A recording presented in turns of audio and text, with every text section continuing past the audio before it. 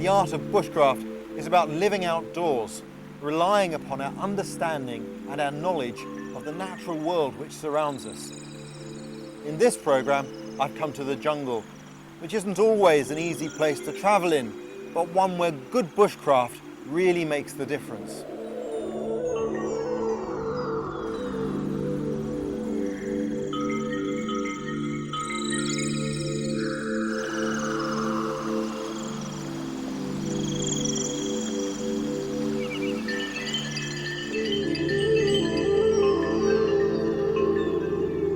No matter how many times I return to the jungle, I always forget just how awe-inspiring it is. I love forests of all kinds, and the scale of the jungle is second to none.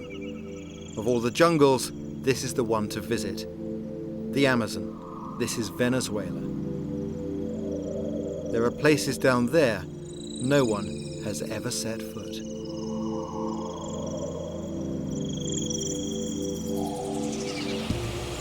Once you take off, you start to think about all of your equipment you've got with you. And you start to think about things you've forgotten. And now it doesn't matter. What you haven't got, you'll have to improvise.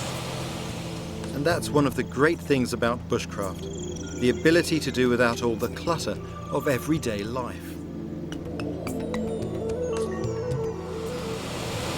One of the frustrating things about this forest is that even in an aircraft, you only get a small view of it. It's so huge. The only way to really understand how big it is to have a look at a map. The Amazon covers almost 3 million square miles. That's bigger than Australia. I'm flying to an airstrip at a remote village called Canarakuni, near the Brazilian border. It's 200 miles from the nearest town, but my final destination is even further, deep in the forest, the best way to experience the jungle.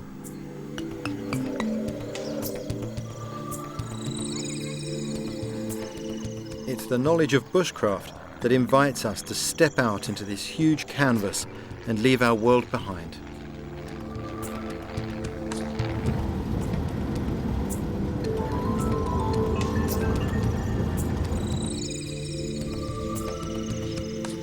The people of Canarakuni are called the Yekwana, one of the oldest and proudest tribes of the area.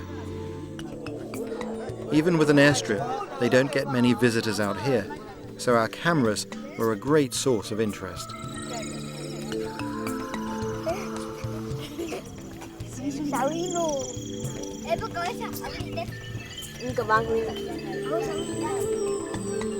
My plan is to camp near the village so I can enjoy being in the jungle but still learn from the living bushcraft of the Yekwana.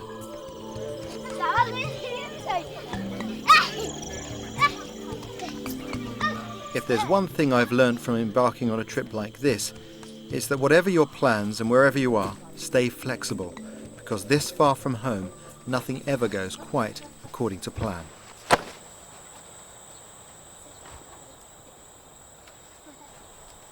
Well, the plans, as they often do when you travel in these sorts of areas, have gone a little bit awry. I've got here a bit later than expected. Had hoped to get into the rainforest today, but that'll have to wait till tomorrow. So tonight, myself and the crew, we're going to be in this house that's set aside here for visitors and make ourselves pretty comfortable. But it looks great. Amazing building. First job, get the hammock set up and settle in a little bit.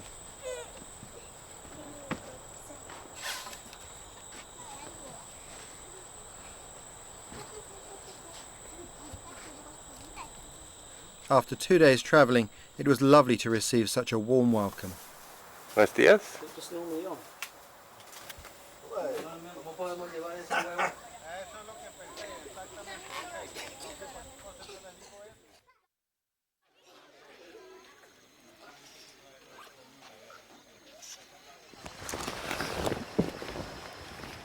Early next day, we set off downriver. Yeah. 3 men from the village came with us, Luis, Saul and Benito. For them, bushcraft is a way of life.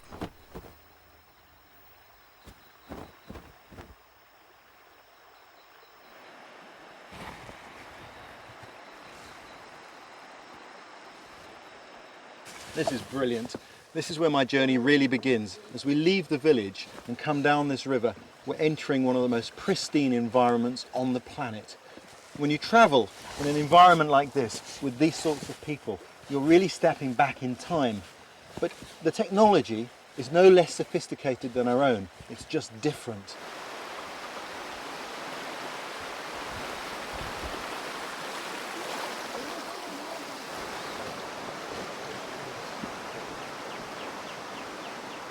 A little further downriver was a sobering reminder of what can happen when things go wrong out here. Brace yourselves. You all right? I can't believe it. Right in the middle of the river, there's a crashed aircraft. Can you imagine what a bad day this pilot had? Not only did he crashed in the middle of some rapids. And it's a very long walk back to civilization from here. I learnt later that they'd crashed because they overshot the runway at Kanerakuni after drinking too much. Lucky for them, they all survived. What we're looking for is a place to set up camp. Ideally, I want a shelving shoreline with a place we can bring the canoe in, perhaps a little beach where we can wash. As we rounded a bend, we came across the perfect spot, home for the next week or so.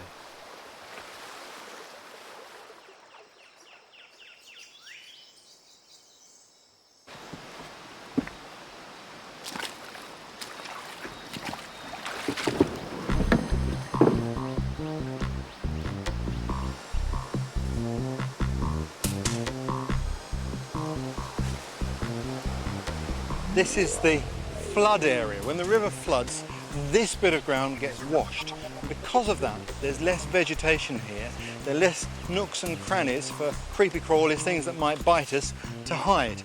The other advantage of being on ground that gets flooded is anything that we do here, any cutting we do, any fires we light, will get cleaned up by nature herself, which pleases me. Even though this is a massive forest, I still like to minimise the impact that I have on it while I'm here. So the first thing to do is get my hammock up, my tarp up, and really start to make this home.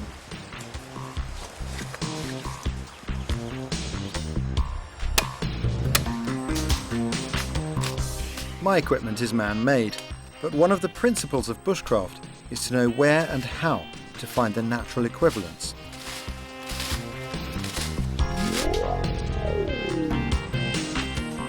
Luis, one of the village elders, and Saul were happy to show how they sleep when they're away from the village.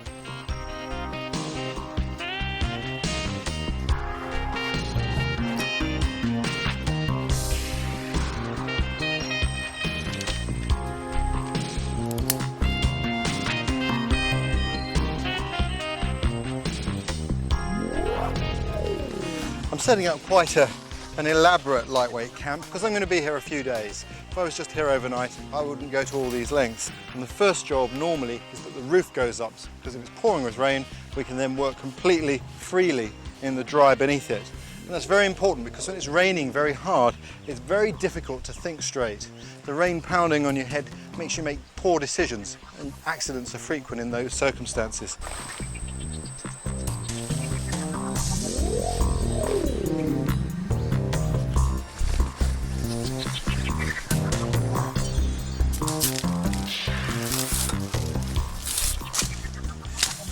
One little tip, never put your hands into an area that you can't see into with your eyes. You just never know. That way, you don't get embarrassed and neither does a snake.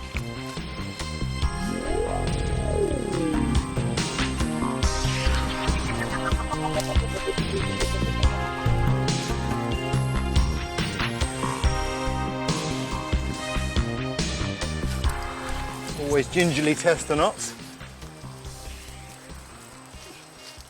Well, that's great. I'm happy now because I've got my roof up, I've got my bed for the night. Feels really good. Now, everything I do now just basically improves my condition here. The fundamental things I've put up. Sometimes you can be lulled into a false sense of security, like now it's not raining. So you might think, oh, it's going to be a nice day, I'll just be a bit sloppy in the way I put my camp up. I guarantee if you do that, 2 o'clock in the morning, the most horrendous downpour will show all of your faults. Their hammock really was that simple, just strips of bark. Not that Saul seemed concerned, he was a real showman. Saul's gone to sleep.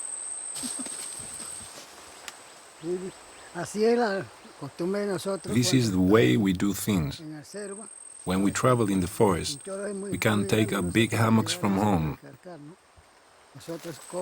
It's very important for us because we have to hunt and fish, and for that we have to go into the forest for many days. We can't buy food in the forest, and we've no cattle ranches. We have to hunt, and for that we need a hammock to sleep in.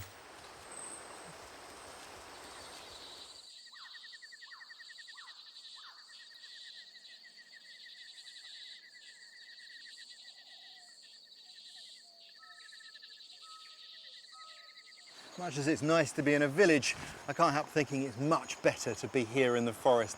I love it. Here I can really take care of myself. The temperature, it's warm, it's sticky, but somehow it feels right. You feel just so much alive. And all around me, there's life.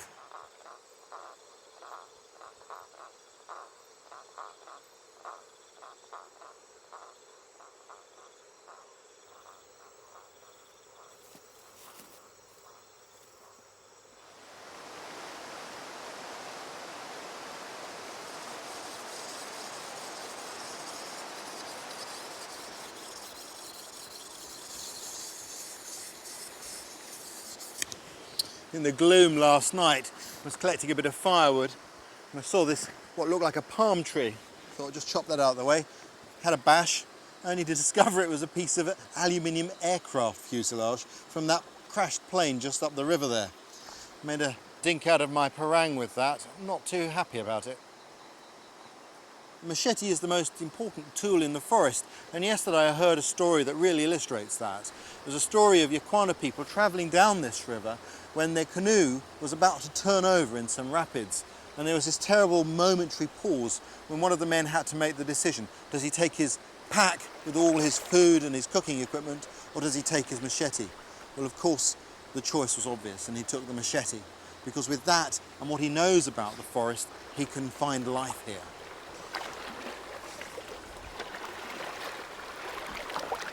This is a very important tool here, but it's also worth bearing in mind that the machete or the parang is the most dangerous tool we use in bushcraft because the length of the edge is so great.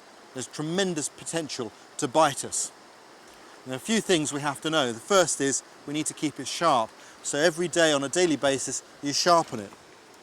For that, I carry with me a small sharpening stone, combination stone like this. But if I didn't have that, I could use a pebble from the river.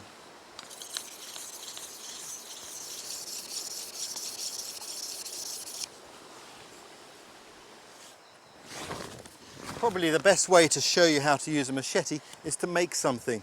And we need a bench to go in our camp there so we can sit comfortably by the fire in the evening, and that's what I'm going to make. To start with, I've cut a small stick to give me a measure for some of the pieces I'm going to need. And I need to cut some strong supports. I use a measuring rod and we just put a mark on there. That's where I want to cut it. I'm going to need a point on the end. So rather than cut through and then point it, we'll do it all in one go. And this is something that you can really only do with a strong, stiff machete. It's to cut like so.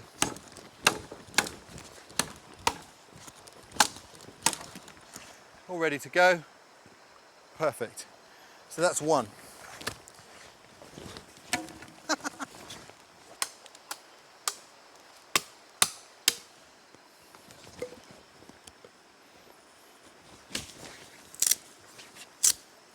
Rainforest saplings are fabulous building materials.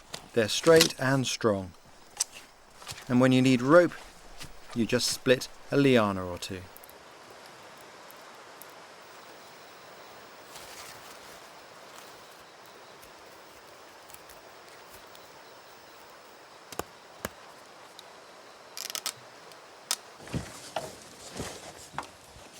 With a bench as long as this, you need to put an extra support in the middle. Now, we lock it off. That gives a lot more support. What I'll do is I'll lash this on here. Everything locks together solid. Now we can sit comfortably and enjoy the fire. Having somewhere to sit down makes life a lot more comfortable in any environment, but particularly in this one, with all the termites and ants crawling around on the forest floor.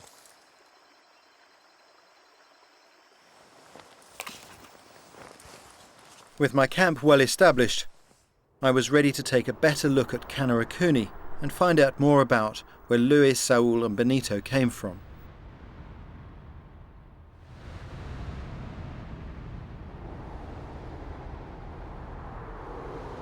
These villages are like islands in the Pacific. That's how cut off they are from modern life, though there were bizarre reminders everywhere of the world outside of the forest.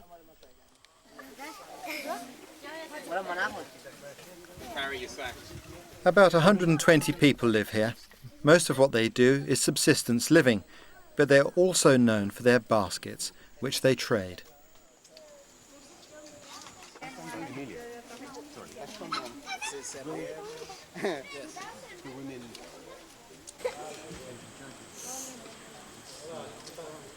Primero se hace el color blanco, ¿no? Everything we use comes from the rainforest. The basic material for the baskets comes from a vine. The pigment comes from a palm tree, which looks very like a banana tree.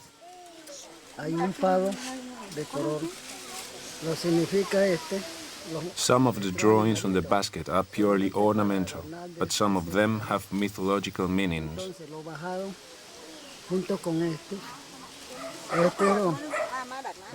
According to ancient tales, there was a god on earth who kept birds. He sent the birds into the sky with a long string and some glue to drag the stars from the earth into the sky, and that's how the stars came to be in heaven.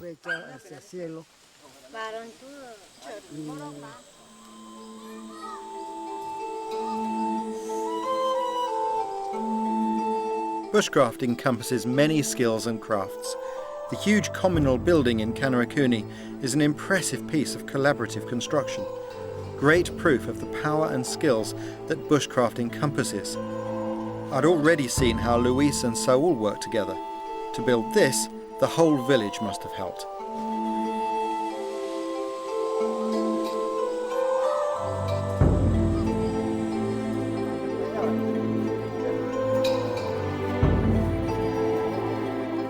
Life in Kanarakuni is a mixture of change and tradition. They still paint themselves for special occasions. This bakery provides the staple food, a dried bread made from manioc root.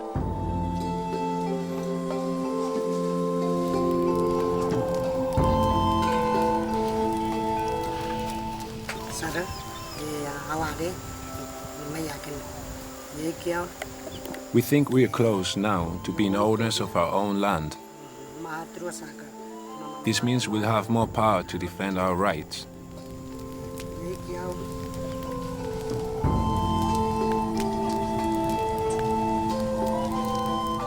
We've seen other communities that weren't so lucky. They lost their culture and they were thrown out of their land in some cases. We don't want that to happen to us. We want to continue our traditions and culture.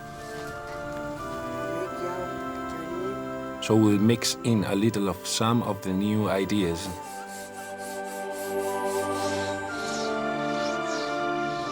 But we'll do it slowly and we'll decide for ourselves what we want and what we don't want. But the modern world is steadily encroaching, and they are aware that they must be strong to deal with it.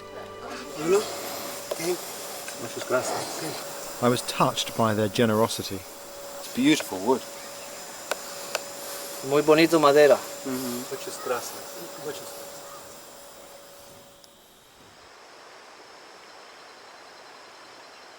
There's no point trying to live by the rules and schedules of normal life when you're in the jungle. The jungle is beautiful but harsh, so you have to give yourself enough rest, liquids and time to wash. Not that there isn't time to enjoy yourself too.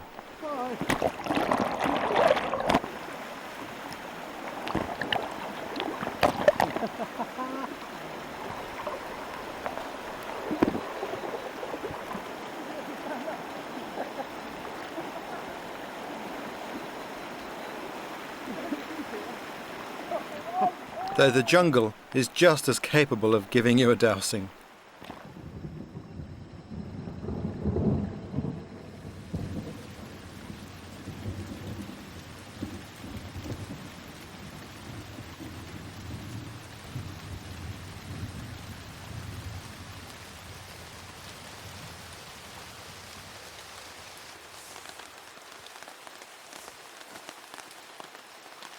At the end of each day is a nice little part of the routine, which is the wash and then into your dry kit. You keep one set of clothes dry for the evenings, well, as dry as you can make them.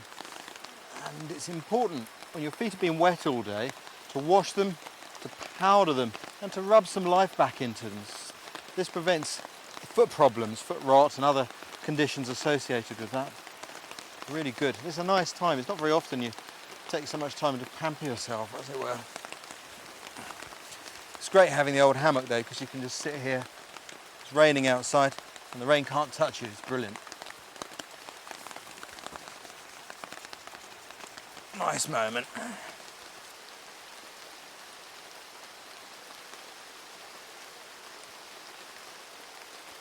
There's absolutely no point in trying to stay dry in a rainforest. Things are just far too wet. But at the end of the day, it's really worthwhile putting on your dry clothes. And these waterproof socks, well, right now my feet are already warm and toasty. Fantastic.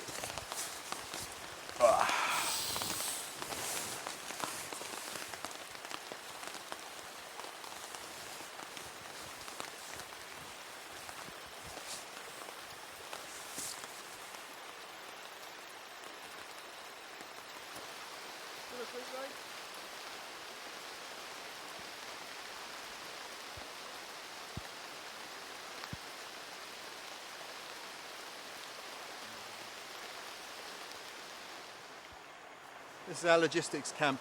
Doesn't matter how many times you come to the rainforest, you rarely see the same thing done twice.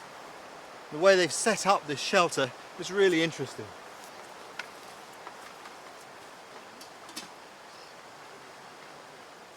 They'd taken flexible boughs and chosen to arch the roof of our camp kitchen.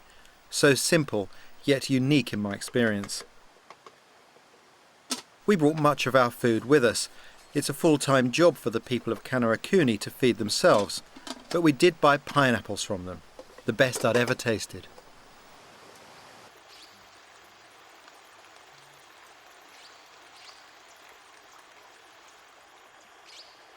So why is this tree important to you, Lewis? Porque eso es importante para nosotros para hacer un pelota. Cuando no había pelota. We use it to make balls to play.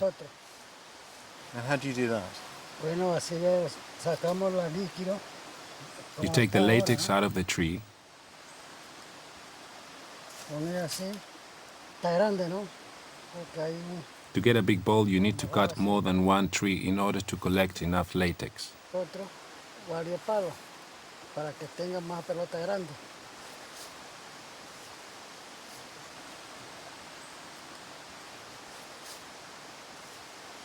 And is that how these cuts came to be made? Yo, I did it. You did it. How many years ago was that?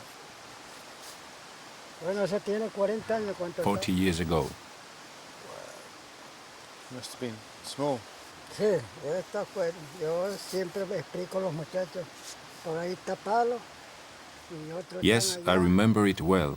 Sí, porque yo And I remember each tree we used to use. varias veces los I tell the veo children enseñando. now where they can't find the right trees to make balls because balls from the city are expensive. Los niños todavía se usan cuanto no, porque es muy caro en ciudad.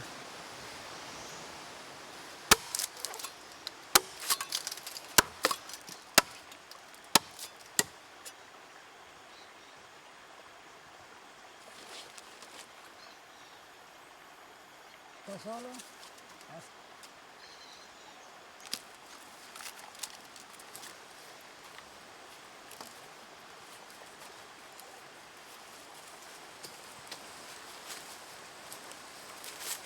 Talking to Luis was like having your own encyclopedia of the jungle, and he was wonderfully generous with his knowledge.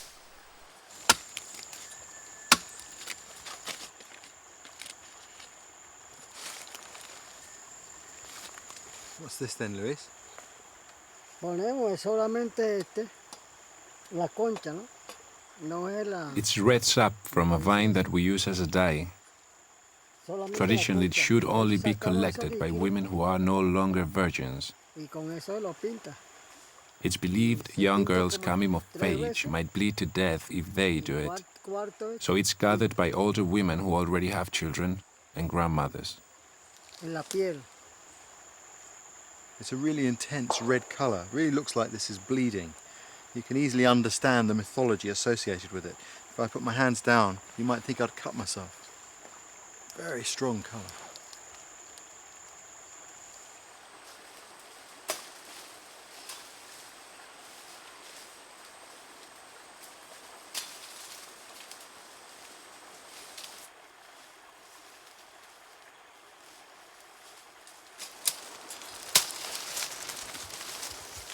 Almost everything comes from the forest, including their fishing rods. Luis used the fire to harden the rod, a technique I've seen indigenous people use all around the world.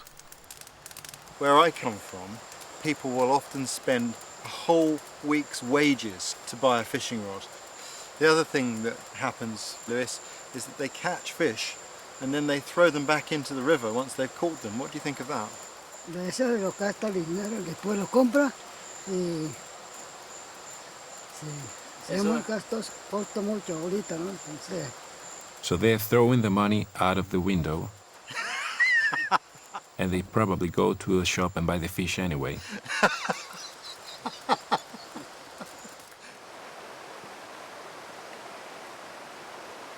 Next morning, we had to empty the boats before an early start.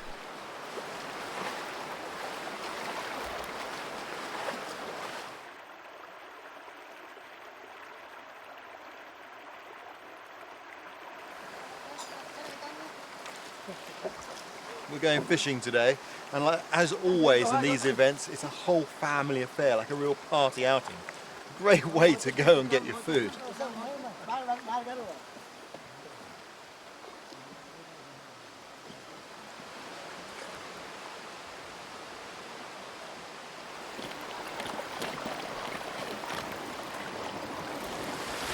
Some of our visitors are getting a sightseeing tour of our camp as we go past. It's like being on a double-decker London bus.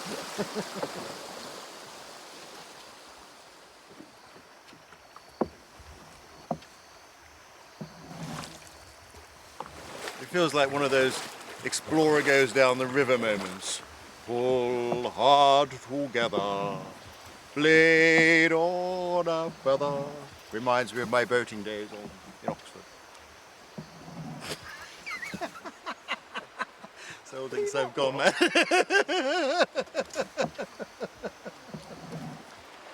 Travelling down a river is a great way to see anywhere. I mean, I love river journeys, point blank. Somehow, when you're on a river, you're on the very life of the forest itself. And it's hard to remember just how remote this is. We are so remote here, it's just hard to picture. In the distance, the Serengeti, just above the mist there. Awesome.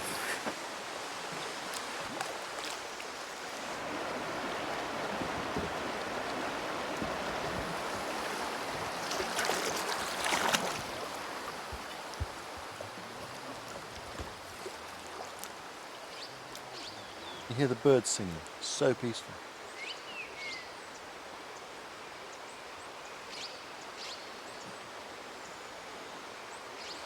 When you come places like this, you realise what noise pollution is.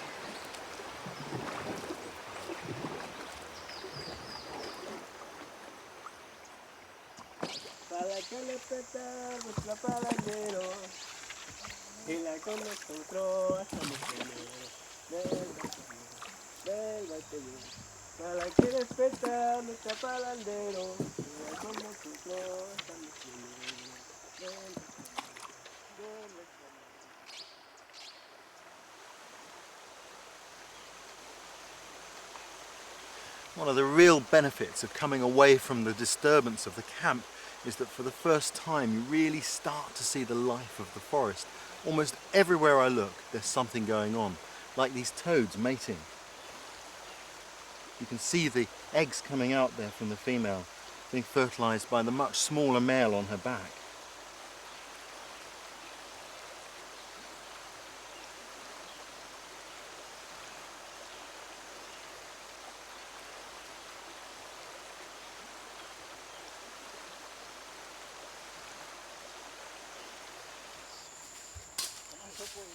The more time I spent with these people, the more I enjoyed their company. To catch the fish, we needed poison from the roots of a barbasco vine. It takes a bit of effort to get at it.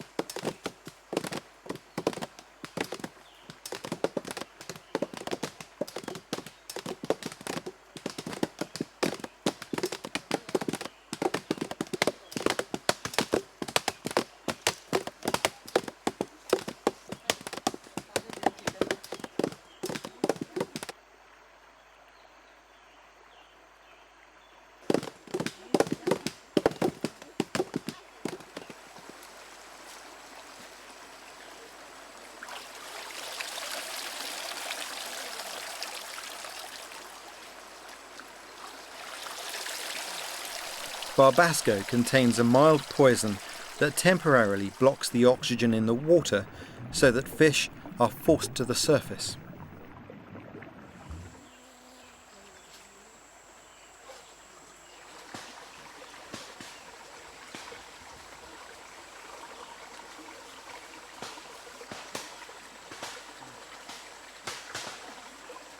They may have been small, but out here every morsel counts. And there was certainly enough for a picnic. And what a place for a picnic.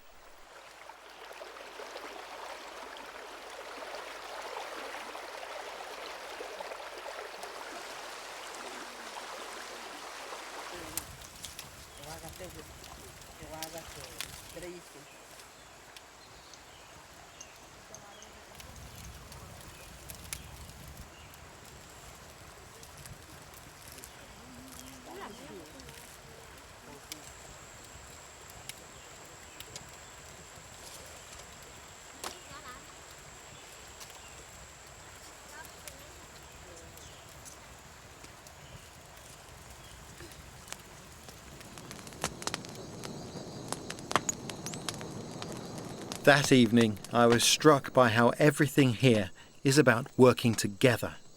Not just the people, but the forest too. The Ikwana know that as long as they look after the forest, it will look after them.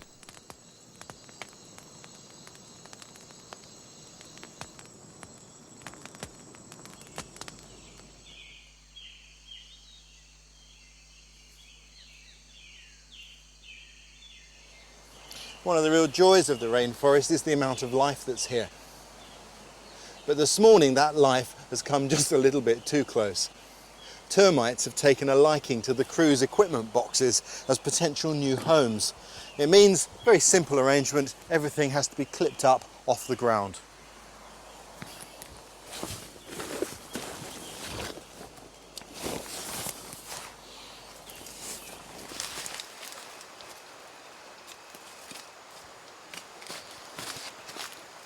You can't camp in the forest without addressing sanitation. And I had visitors arriving that evening, so it was time to dig another loo. A pit 2 foot by 4 foot is enough for 4 people for a couple of days. Breaking up the sandy soil provides a covering to prevent flies and reduce the smell.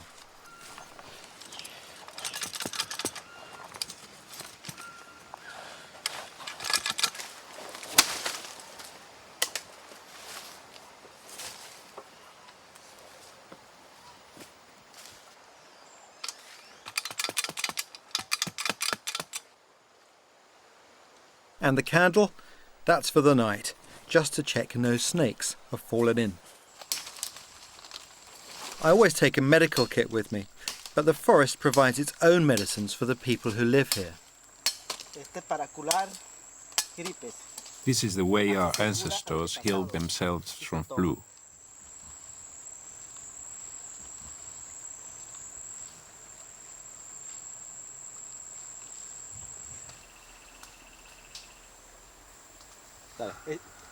Esta plantas platanilla es muy importante para nosotros. Entonces, esta This is a plant that's very important to cuando us. se pica culebra, We use the sap when someone's bitten by a snake, ant, spider, or any venomous animal. cuando pica el culebra, You drink this sap and are healed. That's why it's important for us to look after this plant.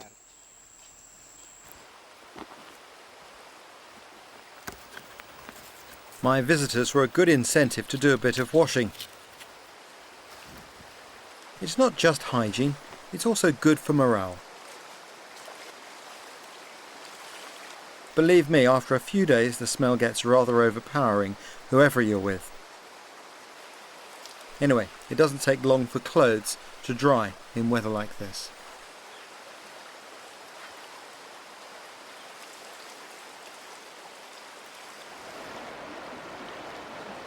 My guests were all leaders in their own fields, and I was thrilled that they could come to help us learn more about our surroundings. So I'm Ray. You're Ray. Lindy. I'm Nalini. Joe. Jesus. Jesus. Nice to meet you, man. Ray. Ray, good to meet you. Joel. Yeah. Joe, Lindy. Hi. It's hi. That's what they make it here. Incredible place. Just amazing. Well, let's help you with your gear and Yeah. we'll show you where you're staying.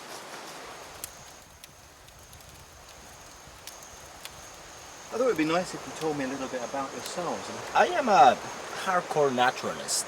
I have been always interested in the animals in the wild, in the forest. Even though naturalists tend to be disappearing, I wholeheartedly believe that we need to be out there looking for animals, learning from them. The animals that I have been studying the most are reptiles and amphibians. And this area is actually a paradise for those. I'm interested in trees of all kinds, and I'm especially interested in the world of the treetops, of the canopy. When I first came to a rainforest when I was a graduate student in Costa Rica, my eyes went right up to the canopy and said, what is going on up there? And it turns out very little is known about the canopy. I became so thoroughly inspired by being in treetops that I couldn't let it go. You know, it's a place that most people don't ever see, and it grabs you as soon as you're there. It's hard to come down.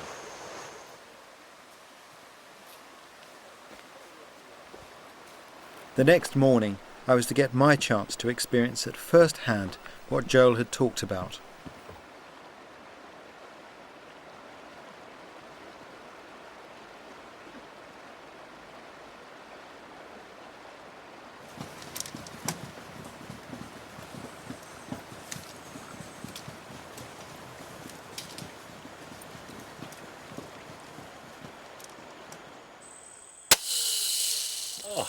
Perfection.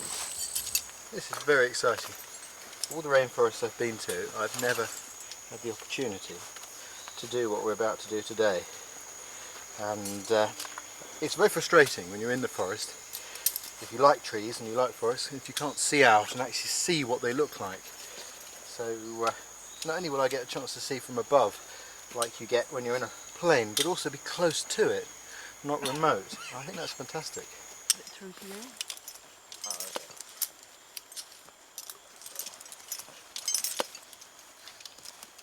This is the moment I've been waiting for.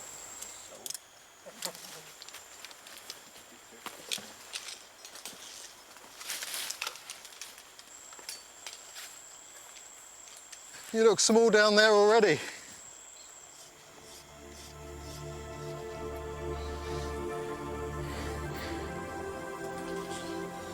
It's great coming up because all the way up there are different levels, different sizes of trees. It's tremendous to be able to look down and see it from the sort of tree's perspective.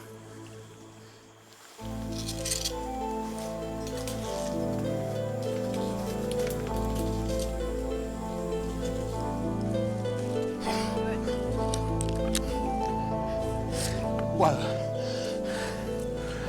This is stunning. I can't believe it. I really can't believe it. I've been to rainforests literally all over the world, and I've never had the opportunity to see this. This is staggering. I'm quite taken aback by it all, really. Amazing.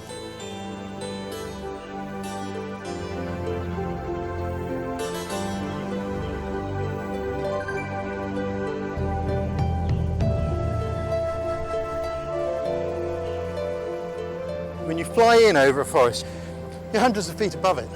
And to start with, you know, when you start high, you look down and you see moss. Then as your plane starts to come in lower, you see broccoli. And then you see trees, and you see sometimes fruits and parrots and monkeys, and occasionally an Indian in a canoe on the river. But that's it. Here I can reach it, I can touch it. That is just amazing. Absolutely amazing. I can't tell you, you know, you spent months and months on the ground and you've never seen where the real life of this ecosystem is. It's gobsmacking to come up here. It's awesome. So how does it work, Nilly? You tell me how it all works. Well, this is really, I mean, it sort of depends on where you want to start. This upper canopy is really where probably about 90% of the energy is captured by these leaves. Yep. And by photosynthesis, since they get this direct sunlight. As you go down, you'll see that it gradually gets darker and darker. And so as you get down to the forest floor, you've only got about 2% of the sunlight left. So all the plants on the forest floor are very well adapted to very, very dark conditions. But these trees have really had to fight to get up here, haven't they? That's right. Basically, it's been sort of this game of competition that when seedlings start on the ground, some of them require gaps. Sometimes they can just wait it out, wait for a tree fall, and then they're boom, ready to go. And they just start growing vertically without branches because they're investing all of their energy into just getting up. Once they get up, though, you can see the architecture of these trees are spreading out their crowns now that they're up here to maximize the interception and capture of energy. Yeah. What are the discoveries you've made so far? Well, part of what I've been working on is trying to understand how what goes on in the canopy relates to the forest as a whole. How nutrients that are captured by ferns and bromeliads and these plants that grow up here, how they return to the whole forest. And it turns out they're actually very important in terms of bringing in more nutrients by their presence. These are the plants that actually sort of live on the major trees. That's right. Yep. And they don't get their nutrients from the ground. Yep. Or the tree. They get them from the rainfall and the mist and the dust that comes in. So what they can trap. Exactly. Yep. And once they trap that and grow on it, when they die and fall down to the forest floor, of course those nutrients start joining the dance of the nutrient cycling of the forest as a whole. So they sort of serve as nutrient sponges for the forest. Many, many plants, many insects, you never see them on the forest floor. And so part of the work of my students and my colleagues and I have been simply to categorize and collect the plants that grow up here. I wish everybody could see this. I do too. I do too. Well, for me, you've filled in a piece that was missing from the jigsaw. I'm so delighted that we got to bring you up here, Ray. Very special.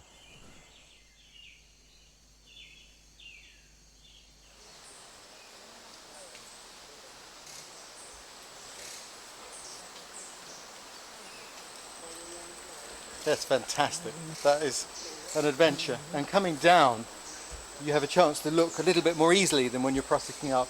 And you see all these different layers of saplings fighting to get up there. It's wonderful, really wonderful.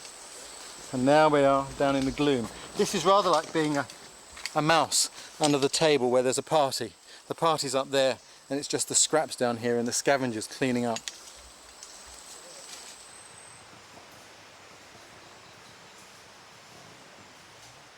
Jesus Rivas is one of Venezuela's best-known scientists, so it was a real treat for me to explore our immediate surroundings with him for his unique perspective on the local animals. I wasn't disappointed. This is a dead frog. It's a live frog. This is plain dead now. So that's his defense mechanism, is it, Jesus? Yeah, then many predators don't get interest in dead animals. They just want to make sure it's very fresh and alive. Any chance it has, it will come back to life. Yeah, there you go. It's back to life. Should get an Oscar. Oh yeah, what a performance. Dead.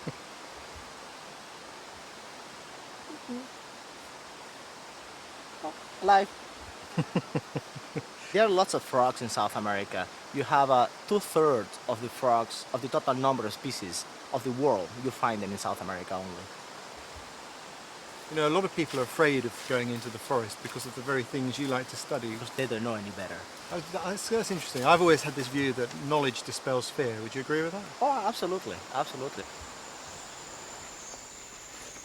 I don't know, it's I think some sort of Therafosa, I think.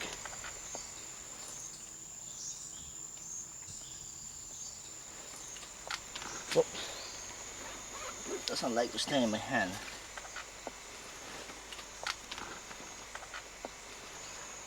It's some sort of tarantula, as far as I can tell. But I don't know this species. It might be a new species for all that we know.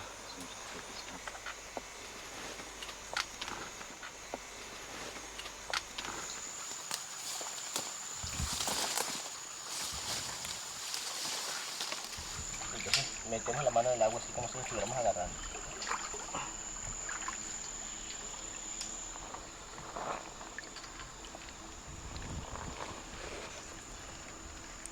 Aha! Small freshwater shrimp. You think he's a lobster?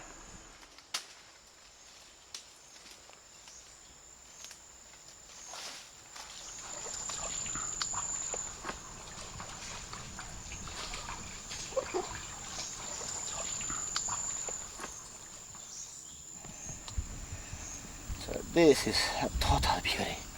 It's a poison dart frog. So this is what's interesting. This area has never been sampled. Animals from this area are not known in any museum or any collection. So finding these guys here is actually pretty cool because we can figure out where they come from and what the origin is. They're called poison dart frog because they're really very poisonous. Their skin has toxins that if any predator eats them, they'll die. So what indigenous people do in some parts, they poison their darts in the skin of these frogs, and so when they hit a prey, the prey dies almost instantly for the venom of these guys. However, that venom is only active in the blood system. It's not gonna do any harm to my skin. That's why I can handle it without any harm. If I had any wound, any cut in my hands, then I would be in a lot of pain.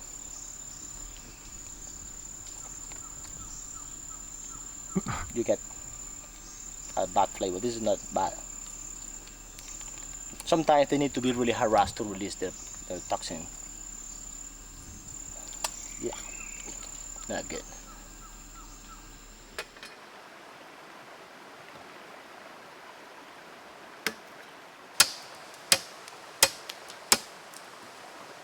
Benito demonstrated his skill with a machete to knock up a paddle for a canoe.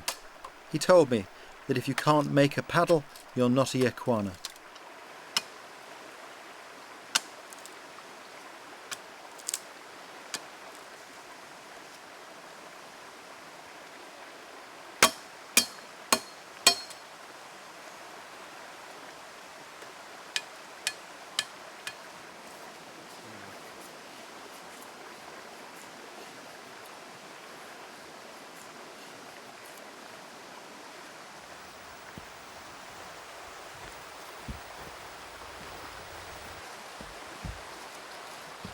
I heard several translations of what Yequana means, but the one that rang most true was the people who come by boat.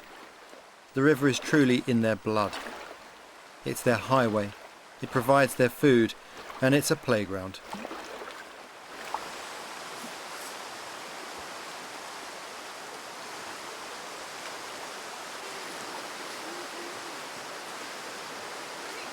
I've rarely seen anyone more at home on the water.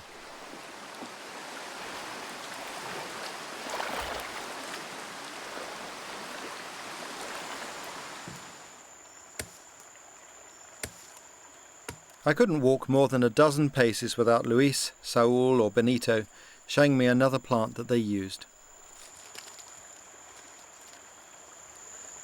Esta se llama, nosotros llamamos majewa. We call it mahewa. Se pica con machete, ¿no? Corta It's used when you have a bite or little wound from a sharp tool. It helps to heal the wound.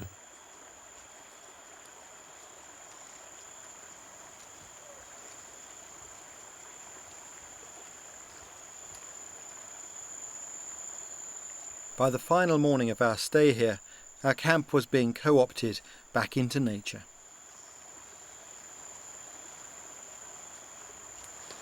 I felt right at home and very sad to have to go. But there was one last thing I wanted to know if I could see before leaving. Their knowledge of how to light a fire. I asked them to show me their traditional method of fire lighting, but it soon became apparent that matches and cigarette lighters had replaced traditional knowledge. Let's have a go then, Benito. This one? Sí. Ya. Okay. Sí. Y Broken it. ahí está otra. You stick it in a longer stick. Sí. That one. Ahí también. Would it be right if I suggest a slightly different way of doing this? Él dice que sí, estaría bien si él puede sugerir una forma nueva de hacer fuego. Sí. Because I think we can make fire with your sticks. Como ahorita. Sí. Sí. Say now? Yeah. Como nosotros, como estamos ahora, nosotros no lo vimos tampoco en nuestra abuela. He haven't seen how to make fire No, from That's sticks. cool, I understand that. Solamente I lo understand. escuchamos así nada más como está They haciendo. have heard about it, but they never see it. My normal work is teaching these skills, and it would be a privilege if I could actually show you what I know of this technique. I need their help though, because I need a good stick to push this into.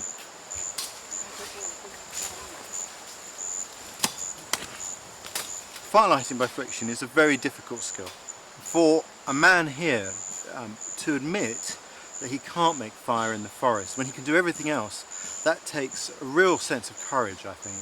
It's a real testament to the strength of character of these people. And it's very difficult for me to broach that issue without questioning his manhood.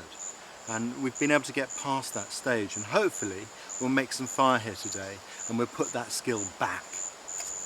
What I'm going to show them is the way I make fire, and it may be that this is slightly different to their cultural way of making fire, but I think at the end of the day what is important is the ability to go into the forest and find fire from what nature provides. Because this drill is a little bit too short, what we're going to do is we're going to attempt to lengthen it with another stick, which needn't be dry.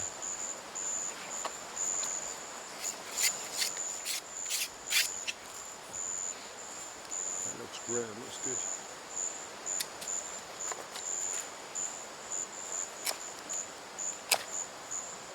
This was uncertain ground, both for me and them. Benito, how far do you have to go to get matches or a lighter? Sí, en esta zona quedan muy lejos de This area is very far away from anything. It takes a long time. How long? ¿Cuánto tiempo? 15 días. It can take from 15 days to even 1 month if you go in a canoe paddling. 15 days to a month paddling in a canoe to get a box of matches. It kind of tells a story, doesn't it? Ah, sí. If you can just hold that for me for a moment.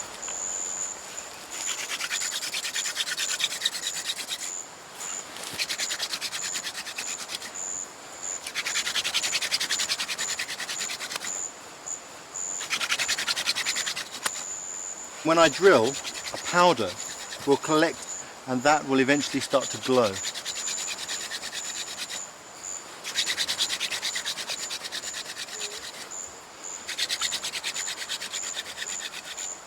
Okay.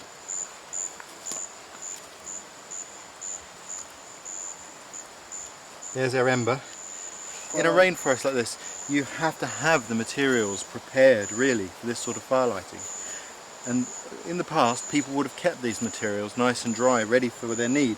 And we haven't got those materials to hand, so I'm robbing the BBC's medical kit and helping myself to some cotton wool, which we'll use as tinder. But there are trees in the rainforest that provide seeds at the right time of year, which are just like that.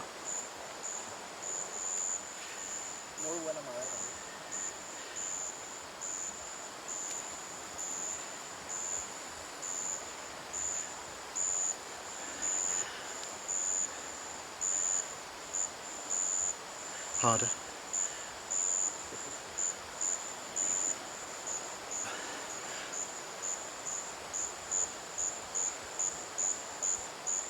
One of the things about the rainforest, it's so humid today that this isn't catching fire straight away. It's not the ideal tinder, but we have got fire now. We'll add some little shavings on there and away it'll go. Hello.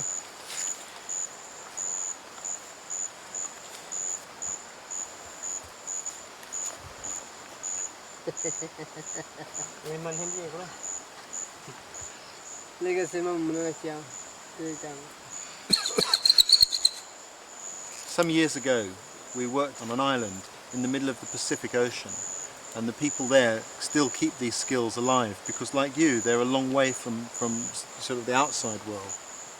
There was a wonderful woman there who said that when you can make fire by friction, you carry your fire in your mind and in your muscles.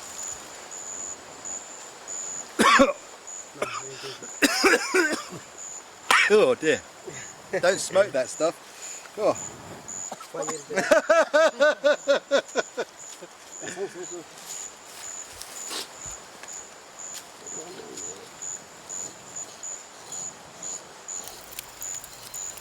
Hey!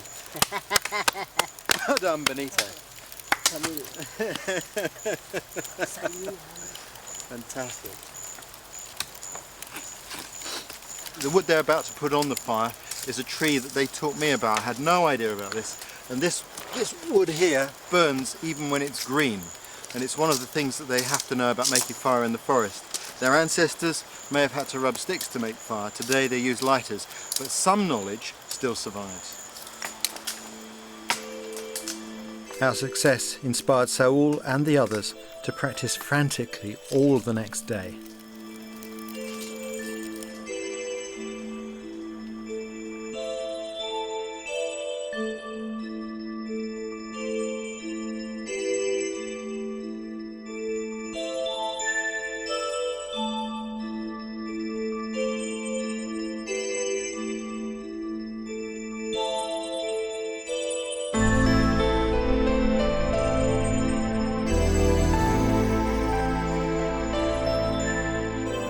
So they could pass their rediscovered knowledge on to the next generation.